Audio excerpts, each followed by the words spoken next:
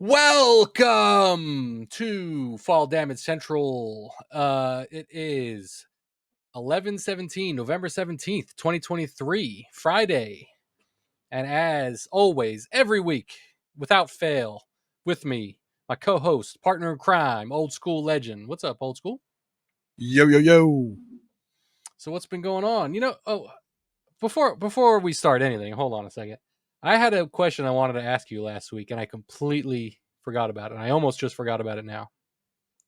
But seeing as how the holidays are coming up, we're getting the Thanksgiving, and then Thanksgiving, just a few short weeks will be Christmas, and everybody will be getting presents under the tree, and Hanukkah is around this time of year if you celebrate that. But my question is, are you a Christmas tree up before Thanksgiving kind of guy or after Thanksgiving kind of guy?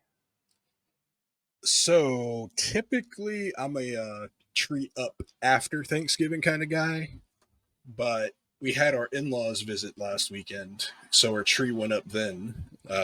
So, as a matter of fact, when we recorded the podcast last week, my wife was down there putting the tree up and getting it Nice. decorated and everything. So, it's a little early for my taste, but it's all good. Nice. How about Yeah. you? So, I am like my whole life. We never put our tree up until after Thanksgiving, basically because my parents didn't want to. But since we've been living up here in North Carolina, and I've had my daughter, and after Halloween passes, it's like a big anticipation thing for me. You got Thanksgiving, which is one of my favorite holidays. It's awesome. You get to eat and just gorge yourself for all day. Mm. And then Christmas is like my favorite holiday of the year, period. And I think last year, I think we put it up the week before Thanksgiving. And this year, um, we had just put it up last weekend as well. So we went to Home Depot last weekend and got a brand new Christmas tree, one of those pre-lit ones with the LED lights on it and everything. So you don't have to walk around in a million circles to put the lights on the tree. And yeah, we put it up. We're gonna finish decorating. We didn't hang any ornaments on it or whatever yet, but we're gonna finish decorating that this weekend and be in full holiday Christmas mode through Thanksgiving. Yeah, man. So let me ask you this: when do you take your tree down? Oh, probably weekend after Christmas, like just before New Year's, if not maybe the weekend after New Year's. How about you? I like to take that shit down December 26th, my guy. Really? Yeah, hell yeah. So Man. I like I feel I don't want to get on too big of a tangent here, but I feel like during the holidays, it's just like a different vibe.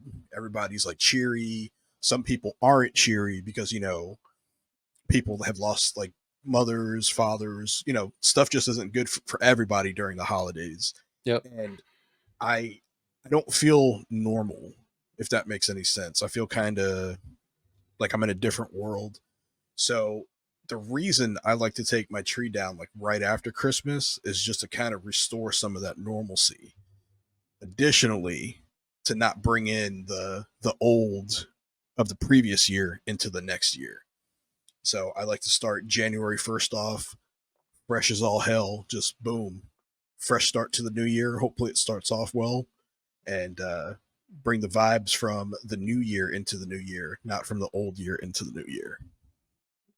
That's totally understandable. I get it. I think for me, it's like pure laziness. Like usually I'll take the whole week of Christmas off from work leading into New Year's and everything. And because I'm not working, and the euphoria of the holidays and everything, and like just gorging myself on food, and uh Christmas morning, all the wrapping papers thrown everywhere, and the kids got their toys everywhere. I just want to sit on the couch and just do nothing for like almost a week. Yeah, I hear that, man. um but yeah, I'm excited to get into it. And yeah, I don't know. Do you have anything special on your Christmas this list this year? Not really, man. So right now, I I'm kind of in a tinkering mood. So I've been going through my consoles. I got something I'm working on for you too. I'm almost finished with, but Ooh. I so that PS4 that I got, I know I sent you a picture of it. I've recently got a Uncharted limited edition PlayStation 4 console. This is one of the consoles that I had wanted for quite some time. I couldn't get it when it first came out. I just couldn't afford it at the time. Um, but now I got a pretty good price on it, so I bought it from eBay. Came in, outside is real nice, looking good or whatever. I had to do my magic to it, so I took that bitch apart. Inside the console, completely different story. Really? So, yeah, man, it was thick, like that thick black dust, Oh. just like crusted up everywhere. There's some metal shielding in there. I think for pretty to protect the plastics and Uh-huh. maybe for heat dispersion. They're rusty, so it looks like there's some water damage that got to it. So I ended up taking it apart, cleaned that bitch really good, um, sanded down the metal parts to get the rust off of it. Made sure I cleaned everything. Give the motherboard a good scrub down with some 99% isopropyl alcohol. Threw some fresh thermal paste on that bad boy, and then I threw an SSD in there. Ooh, yeah. So now I fired it up. That thing is whisper quiet, boy. That thing is Oof. so silent. I'm like, oh man, this is it. It's almost no. I would say it's probably like on par with a brand new, fresh out of the box PS4 just Oh, being turned on for the first time. that's So awesome. I worked on that, and then I actually ended up buying a bunch of stuff from Stone Age Gamer, mainly just 3D printed parts. So I want to upgrade the fan in my GameCube, Hmm. so it's kind of loud. So I ended up getting a Noctua fan for that. Got a bracket for that I got to put in. So I'm going to replace the stock fan with this Noctua silent fan. Um, the OG Xbox, I had modded. I threw in an Aladdin XT mod chip in one of my OG Xboxes years ago, and just haven't done anything with it since. But since then, I've bought the proper cabling and stuff. I'm actually going to swap out the IDE drive that's in the original Xbox with a SATA drive, and I'm going to do an SSD. Just so I'm not buying any extra SSDs. I just have these lying around. That's why I'm doing this. Uh-huh. That is IDE drive. Is that like just like a hard drive? Yeah, yeah. So like back in the day before like the SATA connections, it's a bunch of pins. So it's like two rows of pins. I think there's maybe like 12 pins on the top, 12 pins on the bottom. And Hmm. that was like the serial bus that connected your cable into the back of the hard drive. So that's ancient technology at this point. So I Hmm. have an adapter that swaps IDE into SATA. So I had to get an additional ribbon. It was like a 40 pin ribbon I had to get. So I got that and all this other stuff. But yeah, man, I'm gonna put together this Xbox. I'm finally gonna go ahead and get this bad boy programmed and get some homebrew on there and stuff. Nice. Now, And oh, and what? and I bought a Noctua fan for it also. So I'm gonna replace the OG Xbox fan so I can get that silent Noctua fan in there as well. Now, are those more efficient? Will those move more air through the console? Keep it cooler? I think so. I think they move a little bit faster. They're a little bit stronger than the Nice. old stock ones, and they're definitely quiet. I've got one for my PS2 and I got one for my Dreamcast, and when they're on, man, you can't even hear the machines like my PS2. There's Yeah. sometimes I forget that it's on because it's just so quiet. Nice. I my PS2 can definitely use a facelift. Like hitting the disc tray to make the disc tray come out. It's like it'll start coming out and like and just Oh like yeah, just ever so slowly come out. And then it's just loud and it's like sounds like it's been smoking for like 30 years. Like it's crazy, man. But with you putting the SSD in your PS4 and stuff, now will your games load faster off that, or are they just not optimized for that kind of thing? So you'll see some improvement on some games. So the SATA bus that's used in the original PlayStation 4, it doesn't take advantage of the SSD technology. Mm. So you're going to see faster load times here and there, but it's not going to be anything significant. So with your PlayStation 4 Pro, that supports that bus actually works better with the SSDs.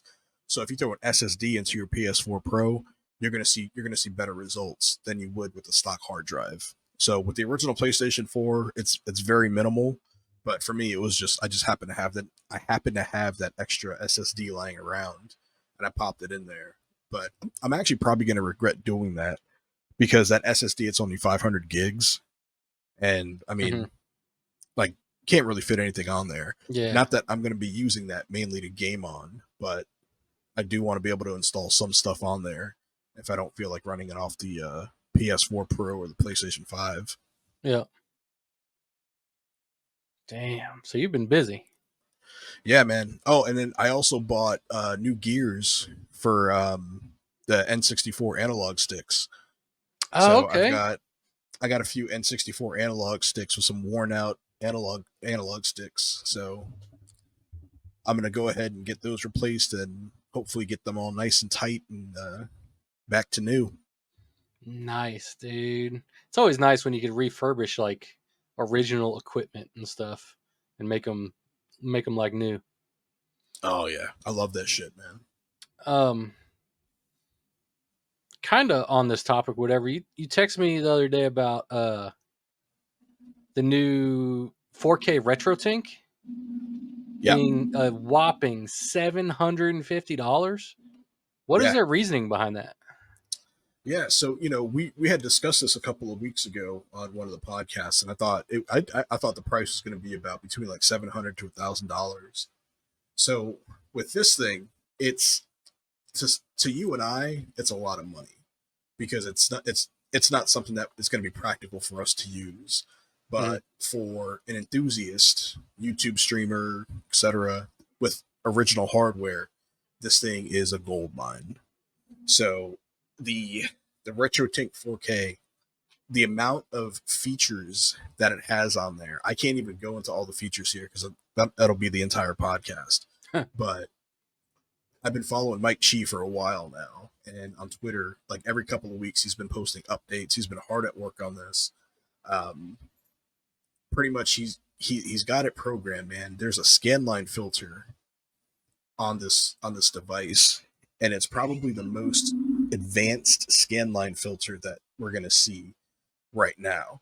And pretty much what it does is it makes the scan lines look identical to what a CRT would look like, or a PVM, or a BVM, or a PC monitor. And people who are enthusiasts about CRTs and scan lines, this is a really really big deal because there are other devices that have scan lines, but they look. I mean, number one, they are artificial, so they look artificial. They just don't look good at all. Like the Mhm. screen gets darker and everything. These scan lines that are on here are picture perfect. Um, the fact that he's got 4K scaling on 240p devices like an original NES, Yeah. so scaling your original Super Mario Brothers game, perfect integer scaling, meaning that all your pixels are going to be perfectly boxy, everything is going to look in line, it's going to look the way it should. Being able to do that with that old technology and with this new technology is just it's mind blowing, man. It really is. So unfortunately, man, I felt really bad for Mike because he dropped that price, and I think the people who follow him and were following this device, they pretty much knew more or less like what this device was going to cost. But the amount of hate that this guy got on Twitter, I'd say it was probably like 40 positive, 60 negative. I just couldn't. I don't understand it. So Yeah. this is the thing, right? So this guy is putting out a device that he's working on by himself. This is all him. Small business owner. He's putting out this product. Yep. And people are going back and forth because they're like, man, $750? I'm not paying that. Blah, blah, blah, blah, blah. You know what's good about this world? Is that you don't have to pay that. Yeah. You Yeah. know why? Because it's not something you need. So if Yeah. it's not something you need, why are you worried about it? Yep. You know, like, do you think that this guy is going to spend all this time and effort on this stuff and give these things away? I mean, it's insane. So there's one. I don't want to say he's popular, but he's got a little bit of a following. I'm not going to put him on blast here, but I'm going to talk about his Twitter comments because he got ran over the coals, and it looks like he pretty much edited his post. So reading here, and this is verbatim. The hashtag RetroTink4K is available for 750 plus shipping this December. For me, this is way out of my price range. I'm sure the usual bunch will sing the device's praises. I'm sure it's great, but not worth 3/4 of 1K to me. So he follows up and says, every time I see a post about this, I'm floored that people would ever consider spending that kind of money on a scaler. RetroTink makes a good product, but you can buy a hashtag Xbox Series X or a hashtag PlayStation 5 and a hashtag Nintendo Switch for that cost. For you hashtag Steam Deck folks, you could get the high end model. So, kind of dissecting on what he says here. The fact that he's comparing the scaler to an Xbox Series X, a PlayStation 5, a Nintendo Switch. I mean, the apples to oranges, man. Yeah. Yeah. Apples to oranges, my guy. Like, oh. So this guy in particular, he's got a YouTube channel, and the products he reviews are typically Kaiko products. Kaico. Kaiko is another company. It's kind of one of those, bulk companies that them and another company called Bitfunks, they tend to take people's designs and like mass produce them, but Oh. with not necessarily better parts. So I own a couple of Kaiko devices. So the OSSC that I own is from Kaiko, and it's excellent. No problems with that at all. It's fantastic. I've got a HDMI adapter for the PlayStation 2 through Kaiko, and it's trash. I mean, it's straight up garbage. So essentially, what this does is it turns your component signal from your PlayStation 2, it converts it into an HDMI signal so you can hook it up to your HDMI TV. Hmm. So a lot of TVs are coming out now that don't have component plugs on the back of them. Everything is HDMI, strictly HDMI. So if you have your PlayStation 2 console, you're trying to play with component cables, composite cables, you can't. So you buy this little device from Kaiko, and then that gives you an HDMI port. But it adds a lot of noise. It's just the colors aren't great on it. It's just not very good. Yep. And then I have another one for the Dreamcast. Same deal, HDMI. Um, and that one actually works pretty good. There's some games that don't look quite right, but there are some games that look really, really well with it. So that one's kind of a hit or miss. Point is, I think these aren't really great products, but this guy tends to review them quite a bit. I think it's one of those deals where they send him stuff like, "Hey, here's a new product, man. Go ahead and review this for us." And Yep. because he's getting it free of charge to review it, it's, "Oh man, this thing is great." Blah blah blah. So I do know in one of his videos a couple of years back, he was a little hot because I guess he reached out to Mike Chi to try to get a review unit of the 2X Pro, and Mike Chi was just like, "Nah, bro. Like, sorry." So now So he's got vendetta against him. that's what it seems like. But anyway, man, in his comments, man, he got shredded to pieces, and you know, it's listen. Everybody's entitled to their opinion, but to me, if you're gonna have your opinion, I don't like this. Why? Because all right, that's to me that's not a valid reason. Yeah. Yeah. But if you know what, I don't like this product because it costs $750, and I'm a single dad, I can't afford this, whatever. Okay, cool, valid reason.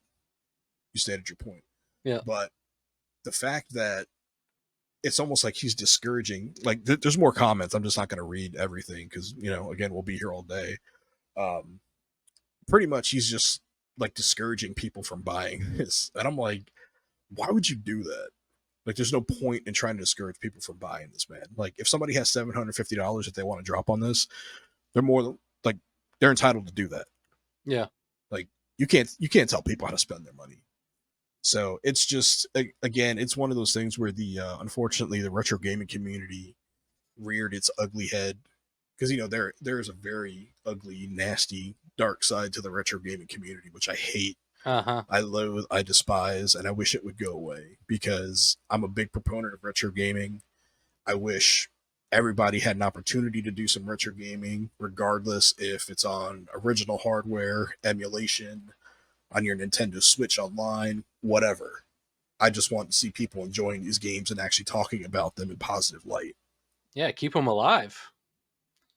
Yeah, for sure. Um, But when you okay, first texted me about that, the $750 price tag, yeah, I was kind of pissed off. Like I didn't know anything about it or whatever, but I'm like $750. Like I'd love to get one, but I ain't paying that kind of money. I'm one of those people you were talking about. Like, I'm a married father. Christmas coming up and stuff. I ain't got an extra $750 laying around, get something like that. But now that, I've heard all the work this guy put into it, I'm like, oh, okay, maybe it's legit. Like if it was just a $750 cash grab type thing, like there wasn't really like, okay, it upscales to 4K, but really no other features to it, then I'd be like, all right, that's kind of screwed up. But sounds like you put a ton of work into it, and it's probably worth that $750 price tag. yeah, and I mean it's definitely a niche product. It's geared towards a certain demographic for sure. But what what's great about this is that you have choices, right? Yep. 5, 6 years ago, the only thing that we had was the Microsoft what is it, the FrameMeister, MyComsoft FrameMeister. It's like the XRGB Mini FrameMeister, Hmm. and that thing was just, I think it was like $300, and that was the cream of the crop there for a while. Then the OSSC came out, and then people started using that, and then Mike Chi came out with the RetroTink. Um, and that gained a lot of steam there. That's why he ended up making the RetroTink 5X, which he still makes. So I've got a RetroTink 5X Pro. I'm completely fine with that. That does everything that I need it to do and some. Am I gonna buy a RetroTink 4K? Probably not.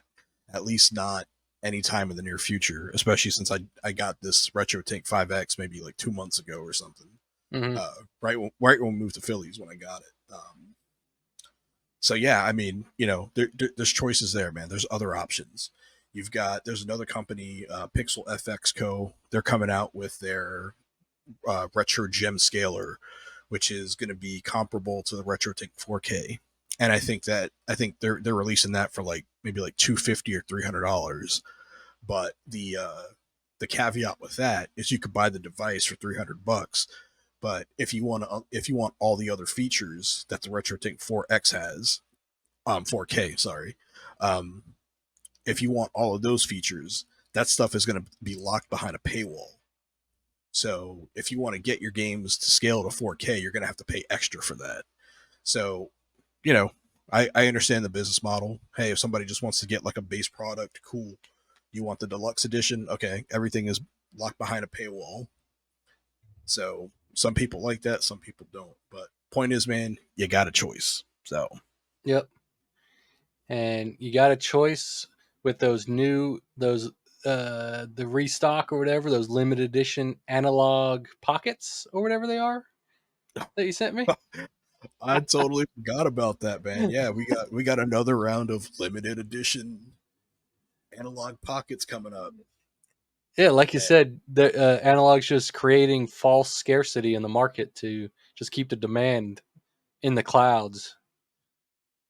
yeah, I mean, these guys are just, they're feeding the scalpers.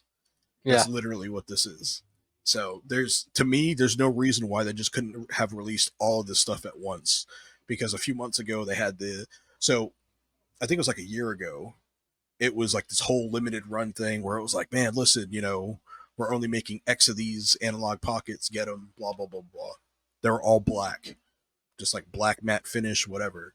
And then all of a sudden, like a year or two later, hey, we got these glow in the dark ones. Oh wow, okay, limited edition, because we know that first batch was very limited edition. So let's go ahead and jump on this. Okay, cool. And then within a matter of weeks, they released some other. It wasn't glow in the dark. It was just whatever it was, another limited edition run. Yeah. So more people are like, oh, well, yeah, this they're saying it's limited edition. Let's go ahead and do this. And now we're getting yet another run of analog pockets. So I don't know. To me, that's a little disingenuous. I think they have the opportunity to just list everything at once and say, hey, this is what we have. What do you guys want? Okay, cool. And that's it. But this stuff to be releasing like every couple of months for, oh, hey, limited edition this, limited edition that. All you're doing is just creating that issue, man, that scalping issue. Because you're gonna have people that are buying 2, 3, 4 at a time, and then right to eBay. Mm-hmm. Oh, let Yep. me get this limited edition analog pocket for $800. No Yeah. thanks. I wonder if they have like a limit of a limit somebody could buy. Like you can only buy one off their website or something. But then you think all these scalpers probably have bots with different IP addresses or whatever, different credit cards that they just buy them all up anyway. Oh yeah, for sure. Damn. Not cool, analog.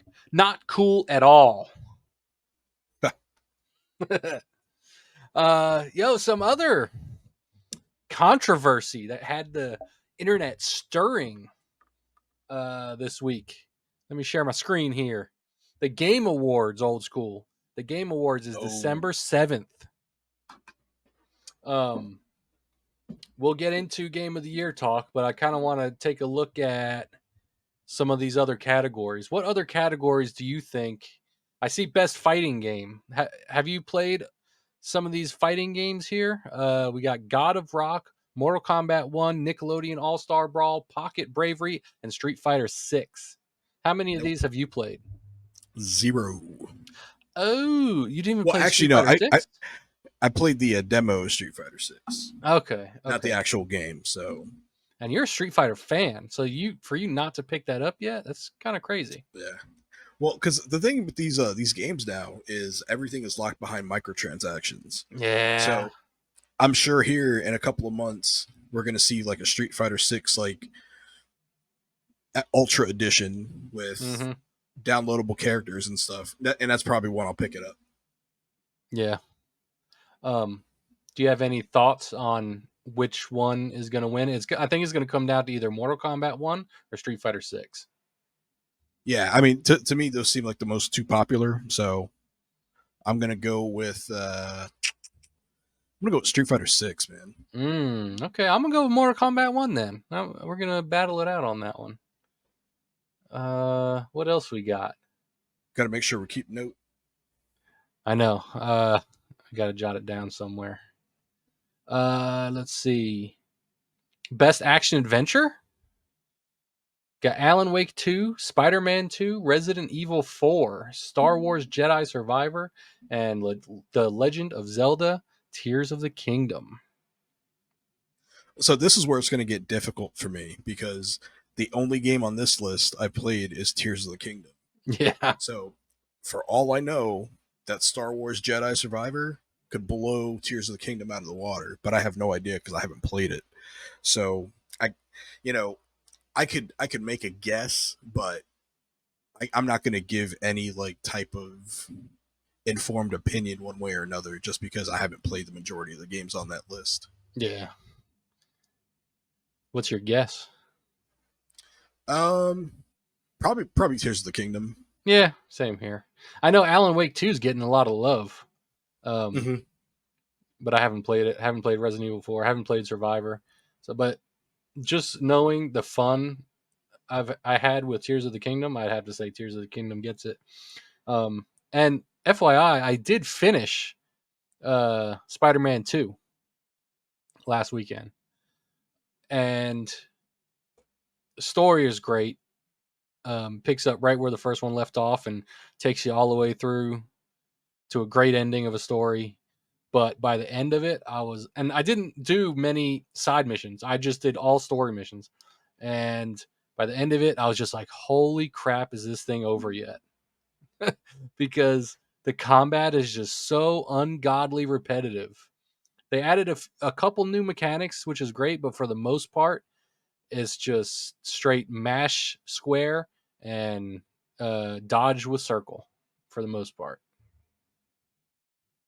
So my other buddies that have played Spider-Man 2 pretty much said the same thing.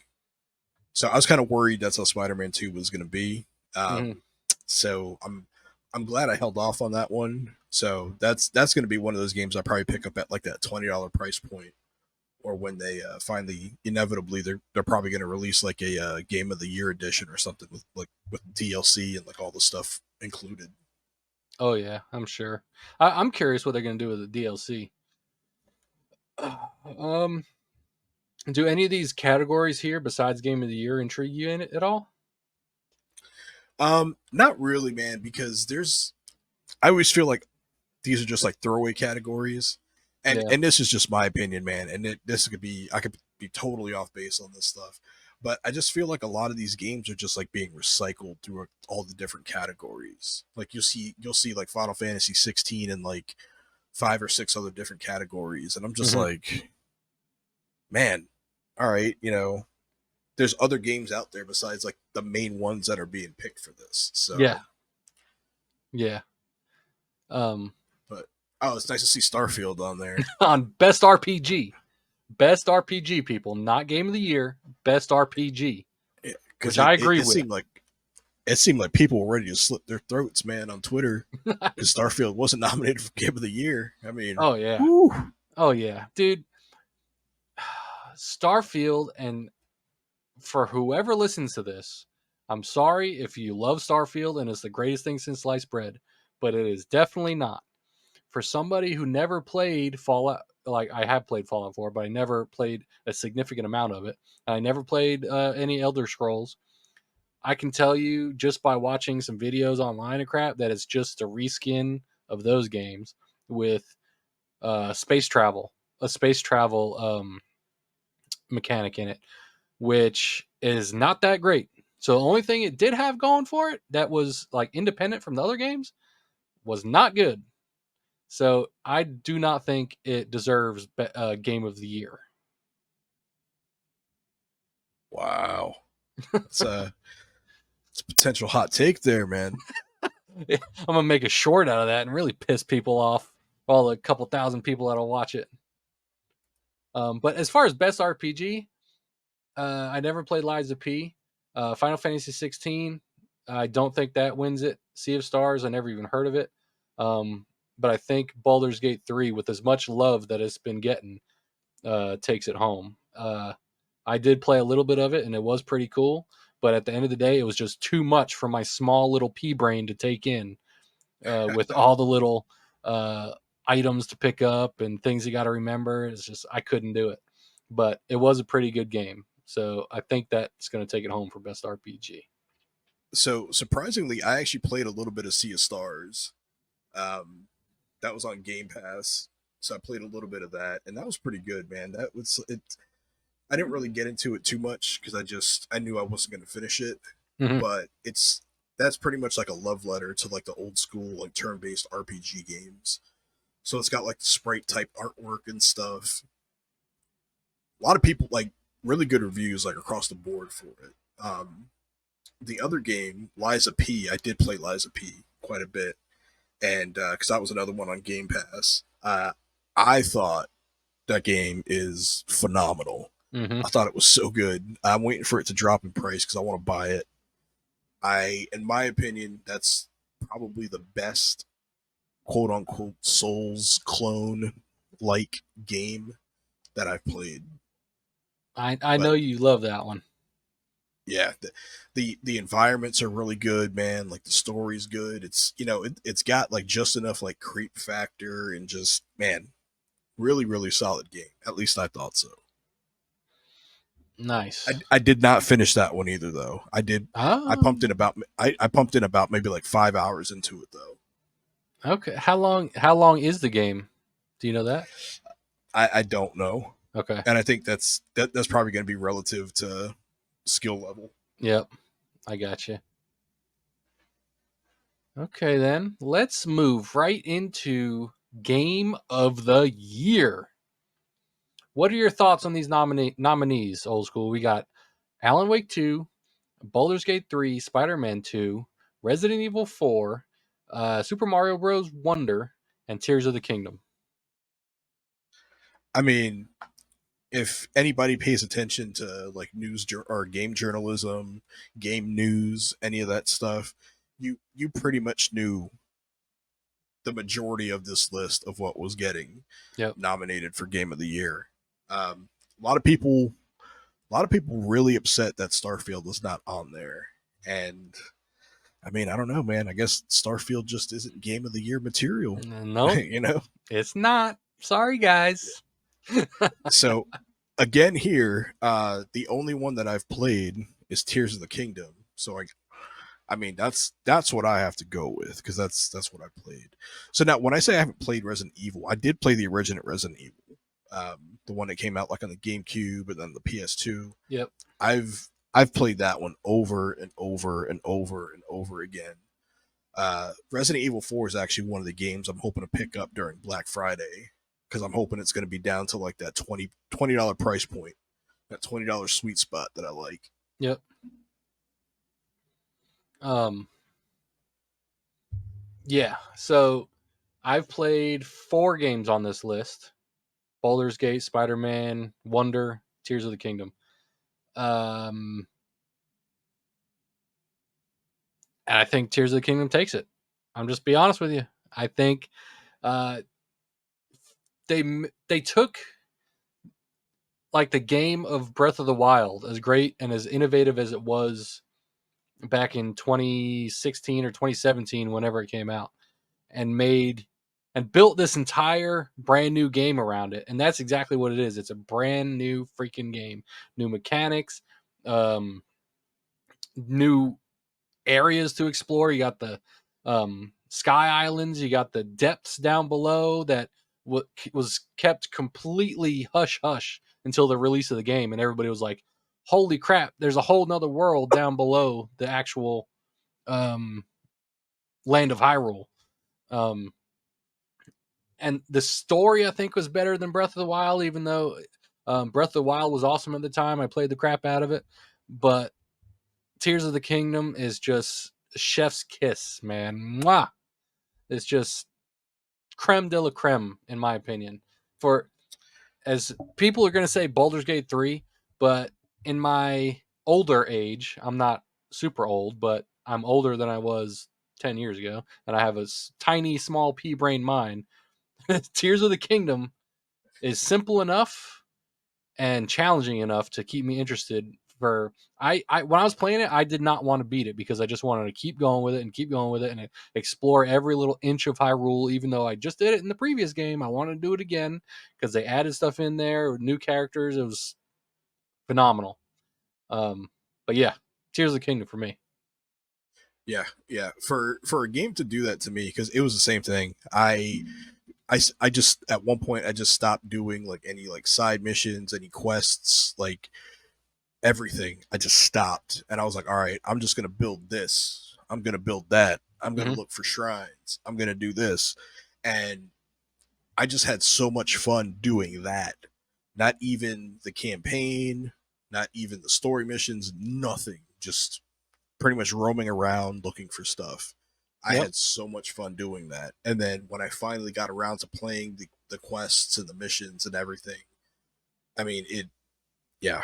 I mean it was a really, really, really good experience for me. I had a really hard time putting it down. Oh yeah. So you hear that, people? If Tears of the Kingdom don't win Game of the Year, we riot. That's right. Man, okay, so there's game awards. Got that out of the way here. Now, As I was sitting here preparing for this show, I had a light bulb moment. Next week is Thanksgiving, which also comes with the biggest shopping day of the year, Black Friday, the day after. And me and you being really into retro stuff and nostalgia and trying to rekindle that flame we had back in the mid to late 90s, early 90s, I went online and found the Sears catalog from 1999. And I got quite a few pages pulled up. I think this is all the gaming pages that they had in it at the time. So let's take a gander and see what kind of grabs our attention here. Shall we?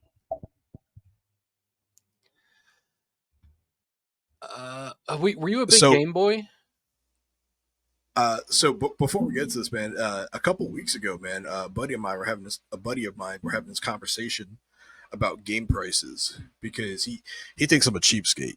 Mm-hmm. He's like, man, just buy the damn game and get it over with. But I'm like, I can't do that because if I buy the game at full price and I play it and I don't like it, damn, I just wasted my money. Yeah. Or if I'm like, all right, let me just get this and let me sit it on my shelf and I'll get back to it at a later date.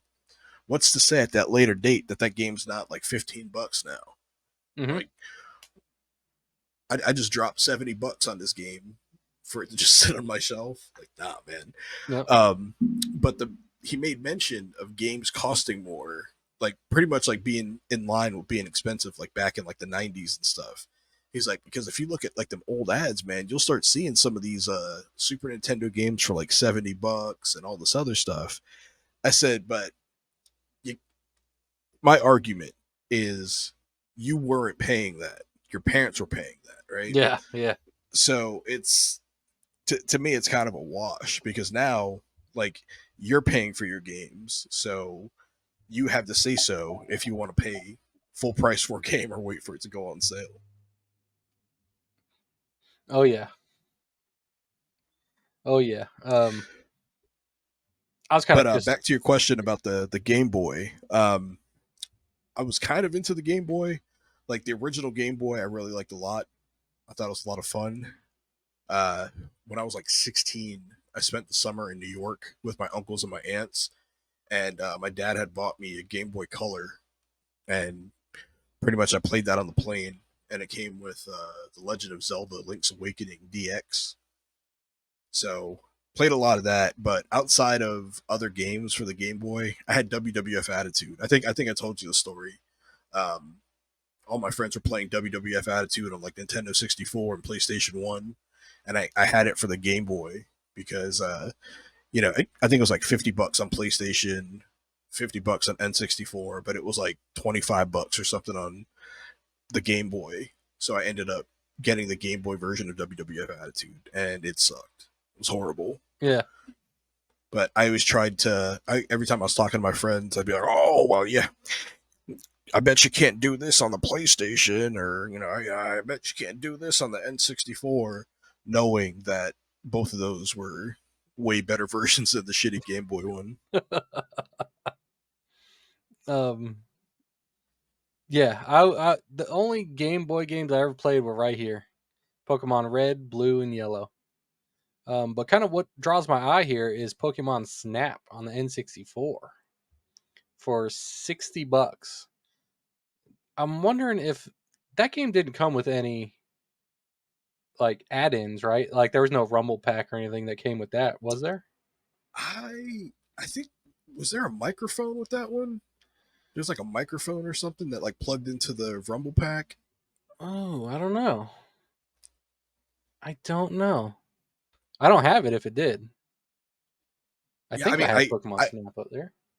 I could be making that shit up, dude. I mean, like seriously, I thought there was though a Pokemon game for the N64 that came with some sort of accessory.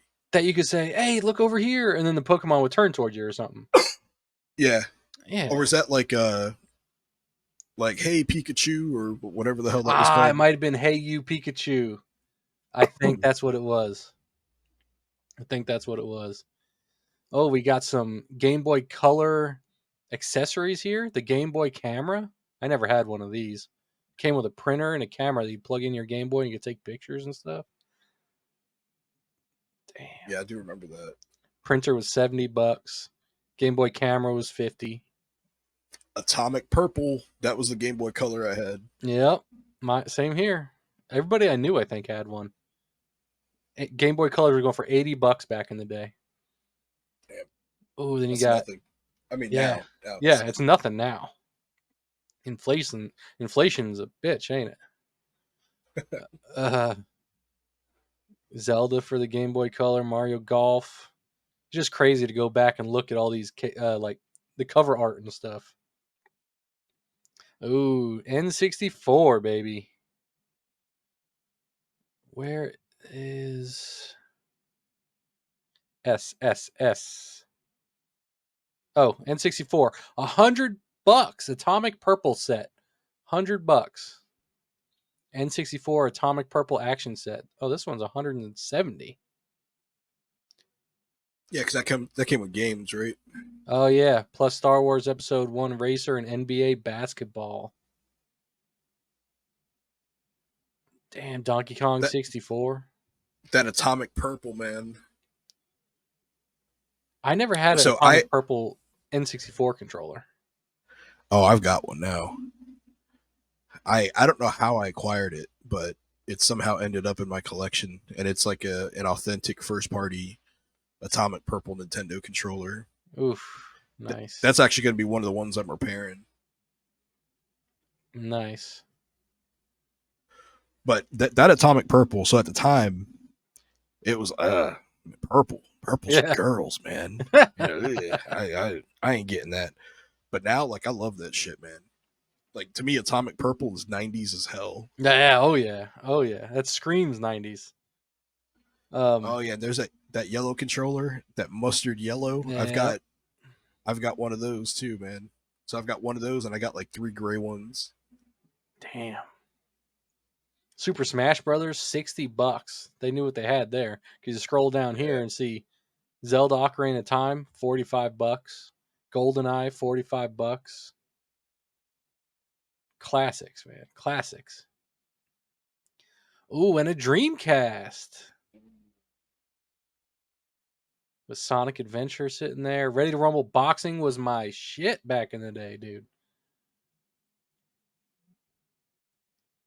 How much do they want for this thing?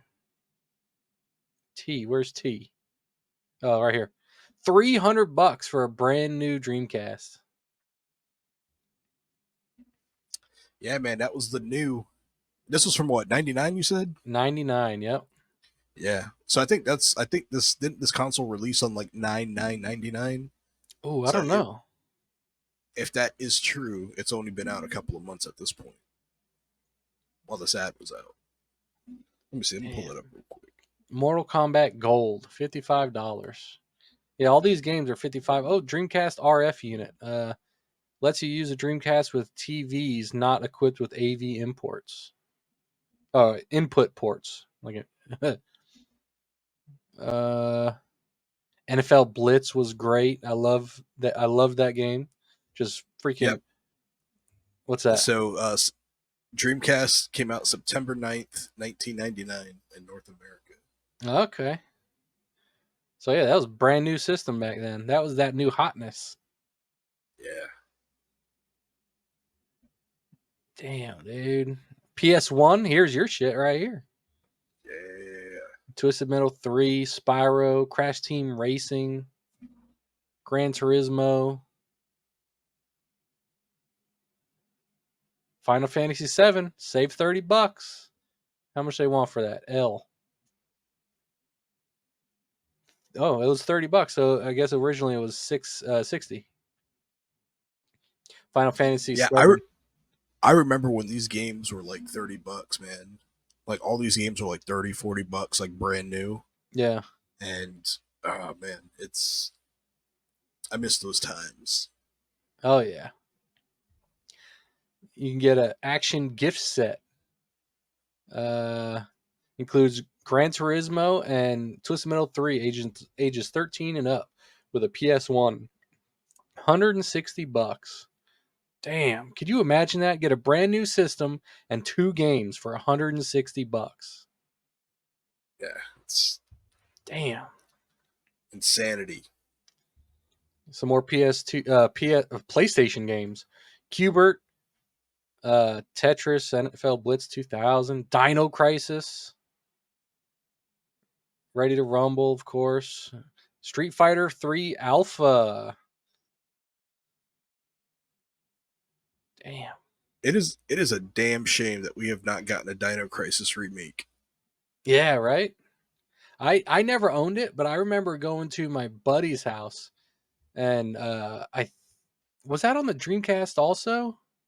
Yep. I think they had it on the Dreamcast. And I remember playing it over there. Frogger, Fighting Force, Tomb Raider 3, Gex 3, and I think I told you in when we looked at that old GamePro magazine a few months ago, but the whole Gex series, I never owned or played any of those games. I might have played one or two. I might have played one of them if I rented it from Blockbuster one day, but I never owned any of them. But I love seeing them because it reminds me of that late '90s feel and old WWF uh, television. When I think a lot of their episodes of Raw or SmackDown or something were sponsored by Gex. Yeah. Hell yeah.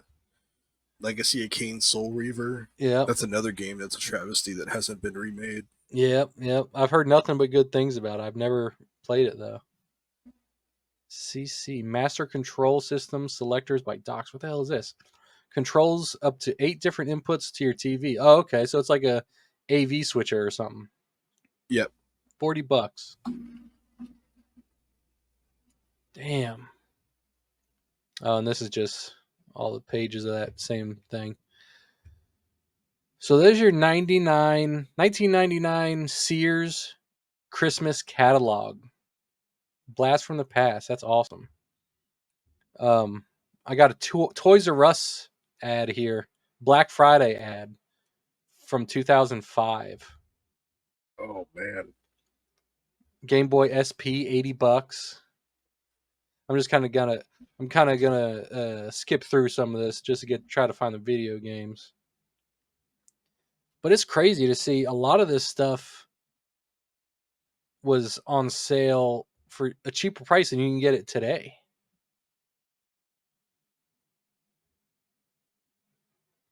That nostalgia bone.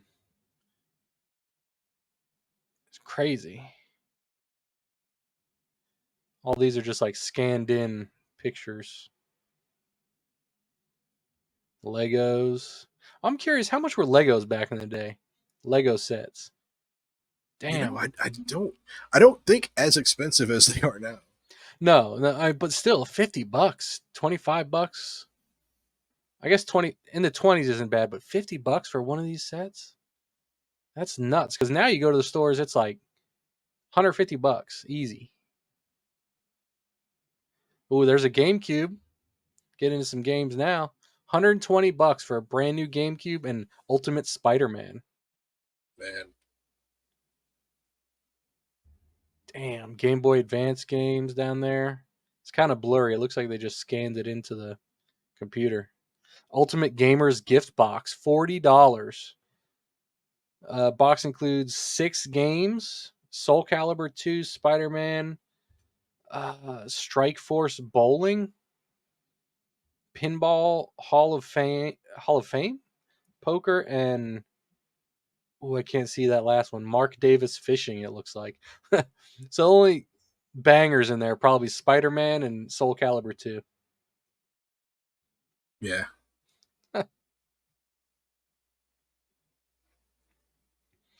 Need for Speed, Most Wanted's, Burnout.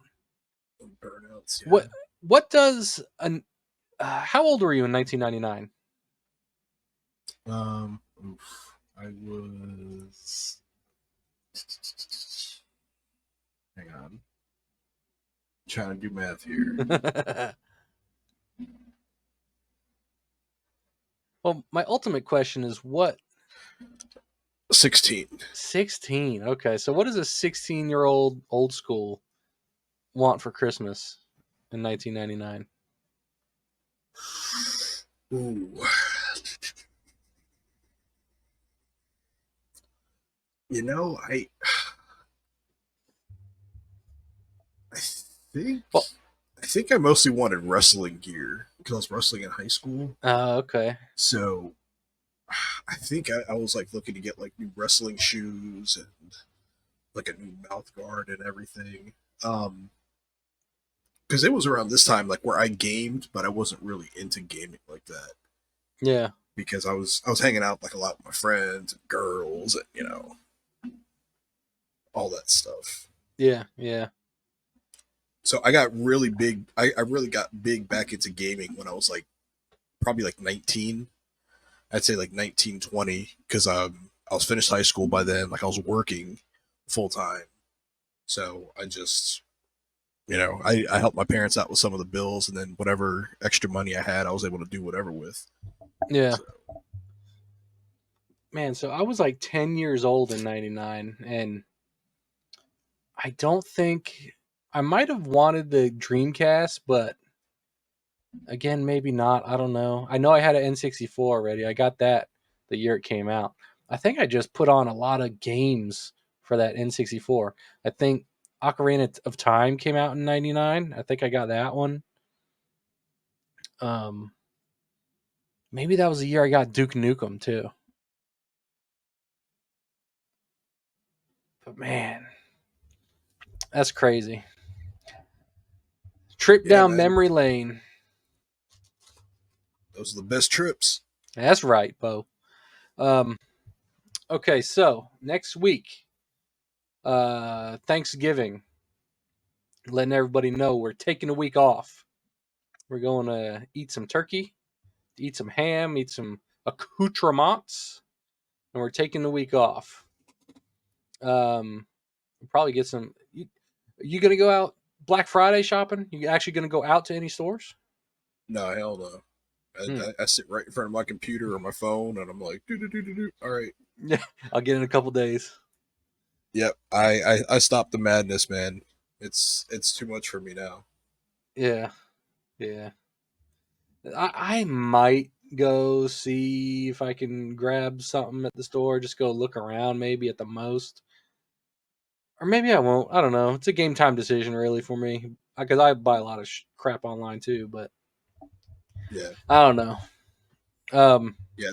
The last time I went to an actual like Black Friday event, like actual shopping, uh, I made the mistake of my first stop being in Walmart, and they were letting people in before like the sale went on, like before they started the sale, and there were just like pallets of like DVDs and games and all this stuff like in the aisles, and people were just waiting, and like pretty much as soon as they're like, all right, the sale's on, these people just like tore into these pallets, man, and oof. like just piles and mountains of like media just like spilled over, and like people were just like going over each other and stuff. Like I saw two women get into like a shoving match because, and I was just like, I don't know. Like at that point, I was like, man, like what the fuck am I doing, man? Yeah, Like what am I doing with my life, man? It's like 3 a.m. yeah, and I'm fucking standing in this damn Walmart. All these fucking derelicts around me. Like, come on, man. I need to. So that's pretty much when I stopped. Um, but then what I started doing was they used to have a like store pickup. hmm, So you could like you couldn't get it shipped to you. You had to pick it up in store. So you would get it like online to do like in store pickup. So I'd wait till like the next morning. Like I'd order something at like 3 a.m., go back to sleep, and then pick it up like the next morning when things were calm. yeah. Or, I would just go like the next day, like in the morning when it was calm. Because Oh I yeah, knew I was yeah, like, all right, you go at like 8, 9 a.m. on like the actual Black Friday day, and it's fine because all the people that were there at like 2 a.m., 3 a.m., they're gone. yep. The madness is over. Yeah, and that's when I say I've been out Black Friday shopping, and that's when I typically go. I mean, that's when I go. I don't go out at like 3 in the morning. I don't do that crazy stuff. Like if I go out Black Friday, I'm going at like 10, 11, 12 o'clock in the morning, afternoon, 1 o'clock. I'm just kind of seeing what's left, seeing what kind of deals is left I could grab. Um, Yeah. yeah, it astonishes me how people revert back to the absolute savagery of like caveman days almost, just to save a few bucks a couple Yeah. times a year. It's crazy to me. Yeah. Yeah. It's insane. And I mean, I get it. You know what I mean? Like a lot of people wait for those days so they could, you know, I was always, I never got a lot of presents for Christmas. It was always like quality over quantity. Yeah. But I know there's a lot of families out there that they'd rather have like 500 presents under the tree for their kids than maybe like 3 or 4, I guess, higher quality items. But to each their own. Yeah. No, I get it. Uh, but yeah, next week we're taking off, so there won't be no episode next week. I'm working on a couple other video ideas. Keep going on with this Pokemon thing. Seems to be getting a lot of traction on my channel, so I'm enjoying it as well. Might have another video like that coming sometime next week. I got shorts planned all through the next like week and a half, so there'll be a ton of those coming. Yeah, man. Hopefully what is it, the Charizard you're Ch- looking for? Charizard, yes, the Charizard. I'm trying to get him. Is that its name, or isn't Oh that what no, it's called? no, it's Charizard. Charizard. Charizard. I thought you were Is it? joking. No, no, I'm being dead serious, man. It's Charizard, not Charizard. Yes, it's Charizard. Yes. So you know the creature, right? It's called a lizard, and it's Yes. spelled Lizard. Yeah. So the Charizard is spelled Charizard. So Yes. it's got the izzard, right? That Or the that's I. In this case, it's the Charizard. So maybe are we pronouncing lizard wrong then? Is it Lizard? I never thought of that. That's the only reason why. That's the reason I said, because I legitimately thought it was a Charizard, because Charizard rhymes with lizard. Dude, I never thought of that. But And I apologize for laughing because that makes total sense. no, it's fine, man. But I mean, I don't know much about Pokemon. You know what I mean? Uh-huh. So I know that there's a fucking Pikachu and Jigglypuff, and Yeah. that's it for me, man. That's where your knowledge ends about Yeah, it. No, it is Charizard. I'm still trying to pull one. Haven't pulled one yet. Um, but yeah, I got a couple videos in mind I might be working on over the holiday. Might get them up. Might do something this weekend to get it up early next week. I don't know. See what happens. I'm trying to find the Pokemon 151 cards. They're sold out. Not really sold out everywhere, but the packs that I'm looking for aren't in stores or whatever. So whenever I might go out Black Friday and see if I can poke around and find some. I don't know. See what happens. But we will be back December 1st. Hopefully some big news happens in the gaming world and we could talk about it. We could talk about how many pounds we gained over the Thanksgiving break. Appreciate everybody listening. If you're on YouTube, like, subscribe down below, leave a comment. Let us know what you're looking for this Christmas, what you're looking forward to eating for Thanksgiving, if you're celebrating Hanukkah, whatever. If you are looking for something specific on Black Friday, let us know. I'm curious. Um, Listen on Apple, Spotify, Google, and iHeartRadio. And we'll see you on the 1st. See you guys. peace.